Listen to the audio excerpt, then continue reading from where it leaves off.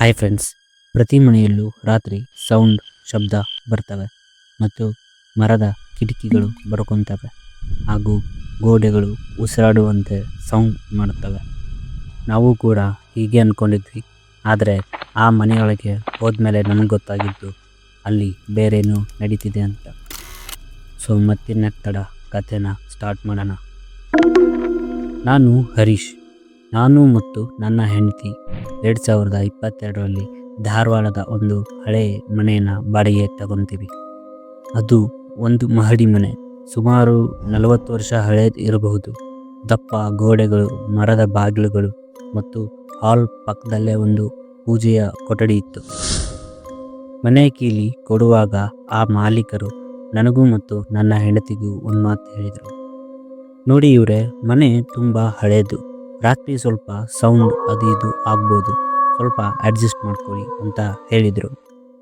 ಅದಕ್ಕೆ ನಾವು ನಕ್ಕು ಸುಮ್ಮನಾದೆವು. ಅಲ್ಲಿಂದ ಆ ಬಾಡಿಗೆ ಮನೆಗೆ ಬಂದು 6ನೇ ದಿನ ಆಗಿರಬಹುದು. ನಾನು ಮಧ್ಯರಾತ್ರಿ ಅಚಾನಕ್ಕಾಗಿ ಎಚ್ಚರಗೊಂಡೆ. ಕನಸಿನಿಂದ ಅಲ್ಲ, ಒಂದು ಶಬ್ದದಿಂದ. ಟಪ್ ಟಪ್ ಅಂತ ಹೊರಗಡೆಯಿಂದ ಒಂದು ಸೌಂಡ್ ಬಂತು. ಅದಕ್ಕೆ ನಾನು ಎದ್ದು ಏನಂತ ನೋಡೋಕ್ಕೋದೆ. ಬೆರಳುಗಳಿಲ್ಲದ ಕಾಲು ಶಬ್ದ ಮಾಡಿಕೊಂಡು ಹಾಲ್ನಿಂದ ಪೂಜಾ ಕೊಠಡಿಗೆ ನಡೆದುಕೊಂಡು ಹೋಗುವ ಶಬ್ದ ನನಗೆ ಕೇಳಿಸ್ತು. ಹೊರಗೆ ಬಂದು ನೋಡಿದ್ರೆ ಏನೂ ಇಲ್ಲ. ನಾನು ಅಂದ್ಕೊಂಡೆ ಇದು ನನ್ನ ಭ್ರಮೆ, ಯಾಕಂದರೆ ನೈಟ್ 1 ಗಂಟೆ ಆಗಿತ್ತಲ್ಲ, ಕನಸಿನಲ್ಲಿ ಏನೋ ಬಂದಿರ್ಬೋದು, ಅದೇ ಈಗ ಅನಿಸಿರ್ಬೋದು ಅಂತ ಸುಮ್ಮನಾದೆ ಮತ್ತು ಹಾಗೆ ನಿದ್ದೆಗೆ ಜಾರಿದೆ. ಹೀಗೇನೆ ಆ 6ನೇ ದಿನ ಆ ಮನೆಯಲ್ಲಿ ಕಳೀತು. ಹಾಗೆ ನೆಕ್ಸ್ಟ್ ಡೇ ಕೂಡ ಸೇಮ್ ಸೌಂಡ್ ಆಗ್ತಿತ್ತು. ನಾನು ಆಗ ಏನಂತ ನೋಡೋಕ್ಕೋಗಲಿಲ್ಲ. ಬದಲಾಗಿ ನಾನು ನನ್ನ ಹೆಂಡತಿಗೆ ನಿಧಾನವಾಗಿ ಕೇಳಿದೆ, ನೀನು ಎದ್ದಿದೀಯಾ ಅಂತ. ಆಗ ಅವಳು ಅರ್ಧ ನಿದ್ರೆಯಲ್ಲಿ ಹೇಳಿದಳು, ಹೌದು, ಏನಾಯಿತು ಅಂತ. ಆಗ ಆ ಶಬ್ದ ಮತ್ತೆ ಬಂತು. ಸೇಮ್ ಟಪ್ ಟಪ್ ಅಂತ ಬೆರಳುಗಳಿಲ್ಲದ ಕಾಲಿನ ನಡೆತ. ಆಗ ಆ ಸೌಂಡ್ ಇನ್ನೂ ಕಿವಿಗೆ ತುಂಬ ಹತ್ತಿರವಾಗಿ ಕೇಳಿಸ್ತು. ನನಗಷ್ಟೇ ಅಲ್ಲ, ನನ್ನ ಹೆಂಡತಿಗೂ ಅದೇ ವಾಯ್ಸ್ ಕೇಳಿಸ್ತು. ಆಗ ಅವಳು ನನ್ನ ಕೈ ಬಿಗಿಯಾಗಿ ಹಿಡಿದು ಹೇಳಿದಳು, ಇದು ಯಾರಾದರೂ ನಡೆದು ಹೋಗೋ ಶಬ್ದ ಅಲ್ವಾ, ಹೀಗೆ ಕೇಳಿಸ್ತಿದೆ ಅಂತ ಕೇಳಿದ್ಲು. ಆ ಕ್ಷಣಕ್ಕೆ ಎಲ್ಲ ಶಬ್ದ ನಿಂತು ಹೋಯಿತು. ಹಾಗೆ ಪೂರ್ಣ ಮೌನವಾಯಿತು. ನಾನು ತಕ್ಷಣ ಮೊಬೈಲ್ ನೋಡಿದೆ. ಸಮಯ ರಾತ್ರಿ 3:11 ಗಂಟೆ. ನಾನು ಎದ್ದು ಹಾಲ್ ಲೈಟ್ ಆನ್ ಮಾಡಿದೆ, ಆದರೆ ಅಲ್ಲಿ ಯಾರೂ ಇಲ್ಲ. ಹಾಗೆ ಬಾಗಿಲುಗಳೇನಾದರೂ ಓಪನ್ ಆಗಿರ್ಬೋದಂತ ಚೆಕ್ ಮಾಡಿದೆ. ಮುಂದಿನ ಬಾಗಿಲು ಒಳಗಿನಿಂದನೇ ಲಾಕ್ ಆಗಿತ್ತು.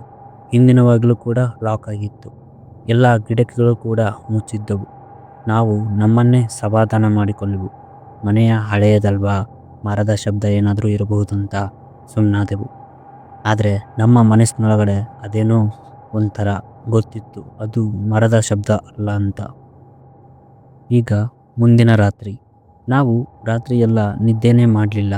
ಅದೇ ಸಮಯಕ್ಕಾಗಿ ಕಾಯ್ತಿದ್ವು. ಆಗ ಸಡನ್ನಾಗಿ ಪೂಜಾ ಕೊಠಡಿಯಿಂದ ಗಂಟೆ ಸೌಂಡು ಒಮ್ಮಿಂದೊಮ್ಮೆಲೆ ಬಂತು ಮತ್ತು ಮತ್ತೊಮ್ಮೆ ಆ ಗಂಟೆ ಸೌಂಡು ಜೋರಾಗಿ ಬಾರಿಸ್ತು. ತಕ್ಷಣ ನನ್ನ ಹೆಂಡತಿ ಕೇಳಿದಳು, ಫ್ಯಾನ್ ಆಫ್ ಇದೆಯಲ್ಲ, ಗಾಳಿ ಇಲ್ಲ, ಆದರೂ ಕೂಡ ಗಂಟೆ ಸೌಂಡ್ ಹೆಂಗೆ ಬರುತ್ತ್ರಿ ಅಂತ. ಅಷ್ಟರಲ್ಲಿ ಮತ್ತೆ ಗಂಟೆ ಸೌಂಡ್ ಬಂತು. ಆದರೆ ಪೂಜಾ ಕೊಠಡಿ ಕ್ಲೋಸ್ ಆಗಿಯೇ ಇತ್ತು ಮತ್ತು ಲಾಕ್ ಕೂಡ ಆಗಿತ್ತು. ಆದರೂ ಕೂಡ ಮತ್ತೆ ಆ ಗಂಟೆ ಸೌಂಡ್ ಜೋರಾಗಿ ಕೇಳಿಸ್ತಿತ್ತು. ಆಗ ನಾನು ಸಡನ್ನಾಗಿ ಎದ್ದು ಹೋಗಿ ಬಾಗಿಲನ್ನ ತೆಗೆದೆ. ಗಂಟೆ ಇನ್ನೂ ಸ್ಲೋ ಆಗಿ ಅಲ್ಲಾಡ್ತಿತ್ತು, ಆದರೆ ಯಾವ ಸೌಂಡ್ ಕೂಡ ಇದ್ದಿಲ್ಲ. ನಾನು ಪೂಜಾ ಕೊಠಡಿ ಅತ್ತ ಇತ್ತ ನೋಡಿದೆ. ಆ ಕೊಠಡಿಯಲ್ಲಿ ಯಾರೂ ಇರಲಿಲ್ಲ. ಆದರೂ ಕೂಡ ಆ ರಾತ್ರಿ ನಮಗೆ ನಿದ್ರೆನೇ ಬರಲಿಲ್ಲ. ಬೆಳಗ್ಗೆವರೆಗೂ ಎಚ್ಚರವಾಗಿಯೇ ಇದ್ವಿ. ಈಗ ಮುಂದಿನ ಬೆಳಗ್ಗೆ ನನಗನ್ನಿಸ್ತು, ನಾವು ಮನೆಯ ಹಾಲ್ನಲ್ಲಿ ಒಂದು CCTV ಕ್ಯಾಮರಾ ಯಾಕೆ ಹಾಕಬಾರ್ದು ಅಂತ. ಹಾಗೆ ನಾನು ಪೇಟೆಗೆ ಹೋಗಿ CCTV ಕ್ಯಾಮ್ರಾನೂ ತಗೊಂಡು ಬಂದು ಅದನ್ನು CCTVನ ಫಿಕ್ಸ್ ಮಾಡ್ತಿದ್ದೆ. ಆಗ ನನ್ನ ಹೆಂಡತಿ ನನ್ನ ಹತ್ರ ನೋಡಿ ಹೇಳಿದಳು, ಅದರಲ್ಲಿ ಏನು ಬರುತ್ತೋ ಅಂತ ನೋಡೋಕೆ ನನಗೆ ತುಂಬ ಭಯ ಆಗ್ತಿದೆ ಅಂತ. ಆಗ ನಾನು ಹೇಳಿದೆ, ಸದ್ಯಕ್ಕೆ ನಮಗದು ಏನಂತ ಗೊತ್ತಿಲ್ಲದೆ ಇರೋದೇ ಇನ್ನೂ ಭಯ ಆಗಿದೆ. ಆ ರಾತ್ರಿ ಕೂಡ ನಾವು ಎಚ್ಚರವಾಗಿಯೇ ಇದ್ವಿ ಮತ್ತು ನಿದ್ದೆನೇ ಮಾಡಲಿಲ್ಲ. ಟೈಮ್ 2:55 ಆಯಿತು, 3 ಗಂಟೆ ಆಯಿತು, 3:05 ಆಯಿತು. ಆದರೆ ಇವತ್ತು ಯಾವುದೇ ಸೌಂಡ್ ಇಲ್ಲ. ಹಾಗೆ ಅಂದುಕೊಳ್ಳುವಷ್ಟರಲ್ಲಿ ಹಾಲ್ ಲೈಟ್ ಸಡನ್ನಾಗಿ ತನ್ನಷ್ಟಕ್ಕೆ ತಾನೇ ಆನ್ ಆಯಿತು. ಆಗ ನನ್ನ ಹೆಂಡತಿ ತುಂಬ ಭಯದಿಂದ, ನೀನು ಲೈಟ್ ಆನ್ ಮಾಡಿದ್ಯಾ ಅಂತ ಕೇಳಿದ್ಲು. ಆಗ ನಾನು ಹೇಳಿದೆ, ಇಲ್ಲ ನಾನೇನು ಆನ್ ಮಾಡಲಿಲ್ಲ ಅಂತ. ಮುಂದೆ ಮತ್ತದೇ ಶಬ್ದ, ಟಪ್ ಟಪ್ ಅಂತ. ಬೆರಳುಗಳಿಲ್ಲದ ಕಾಲ್ನಡಿಗೆ, ನಿಧಾನವಾಗಿ ತುಂಬ ವೆಯ್ಟ್ ಇರೋ ಥರ ಆ ಹೆಜ್ಜೆ ಇತ್ತು ಮತ್ತು ಆ ನಡೆ ಪೂಜಾ ಕೊಠಡಿ ಕಡೆಗೆ ಆಗಿತ್ತು. ಅಲ್ಲಿಗೆ ಹೋದ ತಕ್ಷಣ ಗಂಟೆ ಬಲವಾಗಿ ಅಲ್ಲಾಡ್ತಾ ಶುರುವಾಯಿತು. ಟನ್ ಟನ್ ಟನ್ ಅಂತ. ನಾನು ಓಡಿ ಹೋಗಿ ತಕ್ಷಣ ಗಂಟೆ ಹಿಡಿದೆ.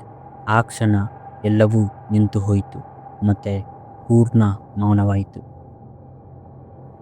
ಆ ದಿನವೂ ಕೂಡ ನಾವು ನಿದ್ದೆ ಮಾಡಲಿಲ್ಲ. ಬೆಳಗ್ಗೆ ಧೈರ್ಯ ಮಾಡಿಕೊಂಡು CCTVಯನ್ನು ಚೆಕ್ ಮಾಡಲು ಮುಂದಾದೆ. ಸರಿಯಾಗಿ 3:11 ರಾತ್ರಿ ಹಾಲ್ ಲೈಟ್ ಆನ್ ಆಗುತ್ತದೆ. ಗೋಡೆಯ ಮೇಲೆ ಒಂದು ಕಪ್ಪು ನೆರಳು ಕಾಣಿಸುತ್ತದೆ. ಅದು ಪೂಜಾ ಕೊಠಡಿಯ ಕಡೆಗೆ ಹೋಗುವ ಹಾಗಿತ್ತು. ಆದರೆ ಇಲ್ಲಿ ಒಂದು ಭಯಾನಕ ಸಂಗತಿ ಏನೆಂದರೆ, ಆ ನೆರಳಿಗೆ ತಲೆನೇ ಇರಲಿಲ್ಲ. ಭುಜಗಳು ಇದ್ದವು, ದೇಹ ಇತ್ತು. ತಕ್ಷಣ ನನ್ನ ಹೆಂಡತಿ ಹೇಳಿದಳು, ನಾವು ಇಲ್ಲಿರೋದು ಸರಿಯಿಲ್ಲ, ಈಗಿಂದೀಗಲೇ ನಾವು ಹೊರಡಬೇಕು ಅಂದ್ಲು. ಆಗ ನಾನು ನನ್ನ ಹೆಂಡತಿಗೆ ಧೈರ್ಯ ತುಂಬಿ ನಾವು ಒಬ್ಬ ಸ್ವಾಮೀಜಿಯನ್ನು ಕರೆತಂದೆವು. ಅವರು ಆ CCTV ಫುಟೇಜ್ ನೋಡಿ ಕೇಳಿದ್ದು ಒಂದೇ ಪ್ರಶ್ನೆ, ಈ ಮುಂಚೆ ಇಲ್ಲಿ ಯಾರಾದರೂ ಒಬ್ಬರೇ ಸತ್ತಿದ್ರಾ ಅಂತ. ನಾವು ಆ ಮನೆಗೆ ಹೊಸಬರಾಗಿರೋದ್ರಿಂದ ನಮಗೆ ಗೊತ್ತಿರಲಿಲ್ಲ. ಹಾಗೆ ಪಕ್ಕದ ಮನೆಯವರನ್ನು ಕೇಳಿದೆವು. ಇದೇ ವಿಷಯವನ್ನು ಅವರಿಗೆ ಕೇಳಿದಾಗ ಅವರು ನಮಗೆ ಹೇಳಿದ್ದು, ಸುಮಾರು 3 ವರ್ಷಗಳ ಹಿಂದೆ ಒಬ್ಬ ವೃದ್ಧ ಮಹಿಳೆ ಈ ಮನೆಯಲ್ಲಿ ಬಾಡಿಗೆಗೆ ಇದ್ದಳು ಮತ್ತು ಅವಳು ದಿನ ಹಿಂದಿನ ಬಾಗಿಲಿಂದ ಹೋಗಿ ಪೂಜೆ ಮಾಡುತ್ತಿದ್ದರು. ಹಾಗೂ ಒಂದಿನ ಪೂಜೆ ಮಾಡುತ್ತಾ ಅವರು ಅಲ್ಲೇ ಕೂತಲ್ಲೇ ಸತ್ತು ಹೋಗಿದ್ರು. ಈ ವಿಷಯ ನಮಗೆ 2 ದಿನ ಆದಮೇಲೆ ಗೊತ್ತಾಗಿತ್ತು. ಹೀಗಂತ ಆ ಪಕ್ಕದ ಮನೆಯವರು ಹೇಳಿದ ಮೇಲೆ ನಮಗೆ ಗೊತ್ತಾಗಿತ್ತು. ಆಗ ನಾನು ಮತ್ತು ನನ್ನ ಹೆಂಡತಿ ಆಗಲೇ ಡಿಸೈಡ್ ಮಾಡಿದೆವು, ನಾವು ಇನ್ನೂ ಇಲ್ಲಿರುವುದು ಒಳ್ಳೆಯದಲ್ಲ. ಸೊ ಇಲ್ಲಿಂದ ಎಷ್ಟು ಬೇಗ ಆಗುತ್ತೋ ಅಷ್ಟು ಬ್ಯಾಗ್ ಪ್ಯಾಕ್ ಮಾಡಿಕೊಂಡು ಮನೆಯನ್ನು ಖಾಲಿ ಮಾಡಬೇಕಂತ ಡಿಸೈಡ್ ಮಾಡಿದೆವು. ಹಾಗೆಯೇ ಮರುದಿನ ನಾವು ಎಲ್ಲ ಲಗೇಜ್ ಪ್ಯಾಕ್ ಮಾಡಿಕೊಂಡು ಆ ಮನೆಯನ್ನು ಬಿಟ್ಟು ಅಲ್ಲ ಆ ಊರನ್ನೇ ಬಿಟ್ಟು ಬೇರೆ ಕಡೆಗೆ ಹೋದ್ವಿ.